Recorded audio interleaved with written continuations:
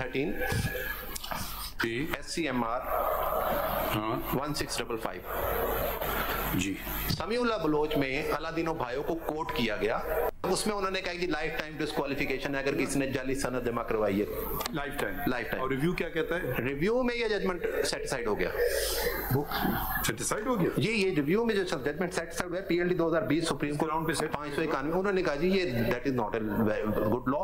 और जबकि समीउल्लाह बलोच में इस पर रिलाई किया गया है, इसको कोर्ट किया गया है। Petition allowed. जी मालूम। ये रिव्यू भी 3 मेंबर जजमेंट थी। जी ये 3 मेंबर बेंच जजमेंट है। ये डिफरेंट बेंच है मालूम। ये मिस्टर जैसे उमर साहब बंदियाल साहब की जजमेंट है मालूम। तो ये एक और वेरिएशन यही मैं ऐड कर रहा हूँ मालूम कि अलादीनो भाइयों समीउल्लाह बलोच में एक्सट्रैक्ट कोर्ट करके अप्रूव किया गया। सुप्रीम कोर्ट ने समीउल्लाह बलोच केस में अलादीनो भाइयों केस पर इंहिसार करते हुए नाअहली का फैसला दिया। सुप्रीम कोर्ट के ही 3 रुकनी बेंच ने 2020 में भाइयों नजरसानी केस में नाअहली कलअदम करार दी, लेकिन 62(1)F में समी बलोच केस का फैसला ही चलेगा क्योंकि ये 5 रुकनी बेंच का फैसला है। सुप्रीम कोर्ट में ताहयात नाअहली केस में वकील उस्मान करीम के दलाइल। चीफ जस्टिस पाकिस्तान ने कहा समीउल्लाह बलोच फैसले में 62(1)F की तशरीह करने वाले जज ने फैसल वावडा केस में तशरीह कैसे बदल दी। वकील उस्मान करीम ने कहा ताहयात नाअहली का फैसला साबिक चीफ जस्टिस उमर अता बंदियाल ने लिखा था। चीफ जस्टिस ने कहा आपके मुताबिक जस्टिस बंदियाल ने इस फैसले को बुनियाद बनाकर अपने ही मौक़िफ़ की नफी की। वकील ने कहा जस्टिस बंदियाल ने बाद में दिए गए फैसलों में मुख्तलिफ मौक़िफ़ अपनाया। जस्टिस मंसूर ने कहा आप कहना चाह रहे हैं अदालत खुद ताहयात नाअहली के फैसले से पीछे हटती रही।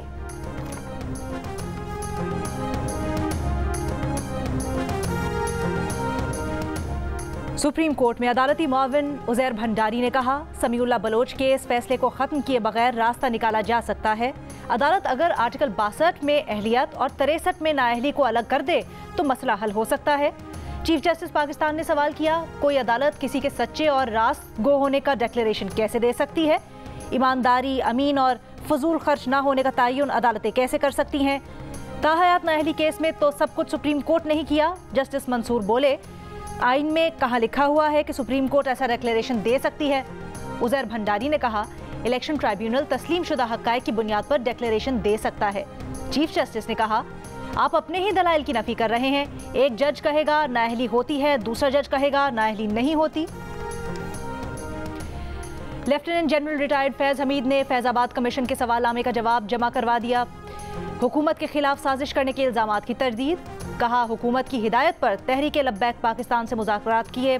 धरना कमीशन डॉक्टर अख्तर अली शाह की सरबराही में काम कर रहा है। कमीशन में साबिक IG ताहिर आलम और खुशहाल खान भी मौजूद हैं।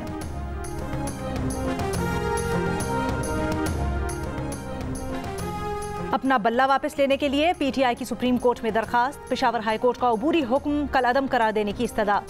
रहनुमा PTI बैरिस्टर गौहर का कहना है कि अगर PTI उम्मीदवार आज़ाद हैसियत से लड़कर इलेक्शन जीतेंगे तो हार सिस्टम की होगी। निशान के बगैर इंतखाबात से खुसूसी नशिस्तों का क्या होगा? मखसूस नशिस्तों से महरूमी से हॉर्स ट्रेडिंग को फ़रोग मिलेगा।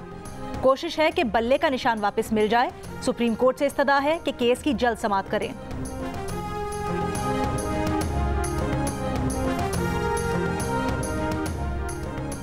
इस्लामाबाद हाई कोर्ट ने नैब सजा याफ्ता के लिए 10 साला नाअहली की मुद्दत बहाल कर दी। इस्लामाबाद हाई कोर्ट के सिंगल बेंच का फैसला डिविजनल बेंच ने मुअत्तल कर दिया। सिंगल बेंच ने नाअहली की मुद्दत 10 साल के बजाय 5 साल का फैसला दिया था। जस्टिस मोहसिन अख्तर कियानी और जस्टिस समन रिफत इम्तियाज ने हुक्म इम्तना जारी किया।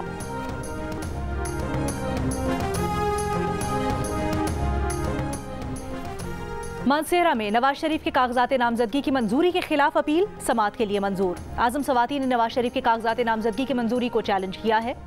मियांवाली में बानी तहरीक इंसाफ के कागजात मुस्तरद किए जाने के खिलाफ अपील समाअत के लिए मंजूर। रावलपिंडी से कागजात मुस्तरद किए जाने के खिलाफ शेख रशीद की अपील मंजूर। इलेक्शन ट्राइब्यूनल ने इजाजुल हक के कागजात पर रिटर्निंग ऑफिसर के एतराज़ात मुस्तरद करते हुए कागजात मंजूर कर लिए। रहनुमा PTI फिरदौस शमीम नकवी के कराची से कागजात मंजूर। परवेज इलाही, मूनस इलाही और कैसरा इलाही के कागजात मुस्तरद करने पर रिटर्निंग ऑफिसर से कल जवाब तलब। जेहलम से फवाद चौधरी के कागजात मुस्तरद होने के खिलाफ इलेक्शन कमीशन को नोटिस जारी।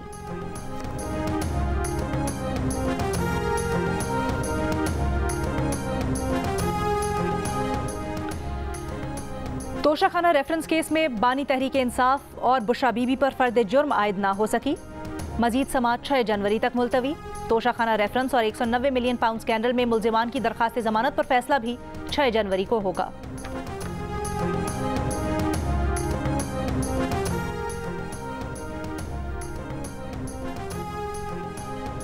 बानी तहरीक इंसाफ और बुशरा बीबी पर गैर शरई निकाह केस में फर्द जुर्म 10 जनवरी को आयद की जाएगी। गुज़श्ता समाअत का हुक्मनामा जारी।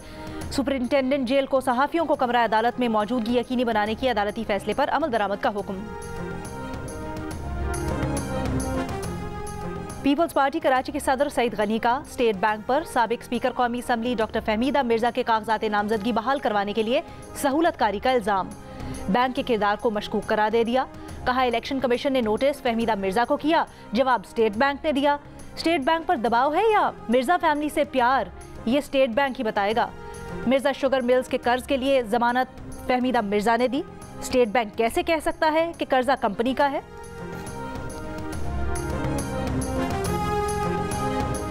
इस्लामाबाद हाई कोर्ट ने नेशनल प्रेस क्लब इस्लामाबाद के सामने मौजूद बलोच मुजाहिरीन को हरासा करने से रोक दिया। अदालत ने नेशनल प्रेस क्लब के सामने से मुजाहिरीन को ना हटाने का हुक्म भी दे दिया।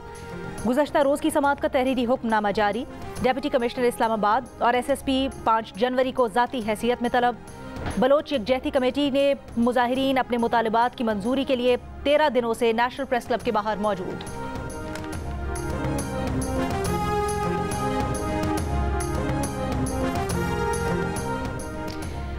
इस्लामाबाद, कराची, लाहौर, पेशावर, कोयटा में रिटेलर्स पर टैक्स लगाने का फैसला। इब्तदाई तौर पर 5 शहरों में रिटेलर्स पर टैक्स लगाने से 100 अरब रुपए रेवेन्यू आमदन मुतवक्के। ज़राए का कहना है कि दुकान के साइज और सालाना आमदन पर टैक्स आयद किया जाएगा, जो माहाना की बुनियाद पर इकट्ठा किया जाएगा। मुल्क भर के 35 लाख रिटेलर्स पर FBR ने टैक्स लगाने के लिए स्कीम तैयार की है। हुकूमत की जानिब से ग्रीन सिग्नल मिलने पर स्कीम लॉन्च कर दी जाएगी। मुल्क भर के रिटेलर्स पर टैक्स आयद किए जाने से तकरीबन 300 अरब से जायद आमदन मुतवक्के है।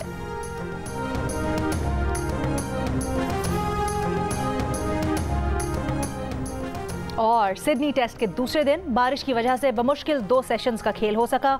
दूसरे दिन खेल के इख्तिताम तक ऑस्ट्रेलिया ने 2 विकेट के नुकसान पर 116 रन बना लिए। पाकिस्तान ने पहली इनिंग्स में 313 रन बनाकर आउट हुई थी। इसे ऑस्ट्रेलिया पर 197 रन की बरतरी हासिल है।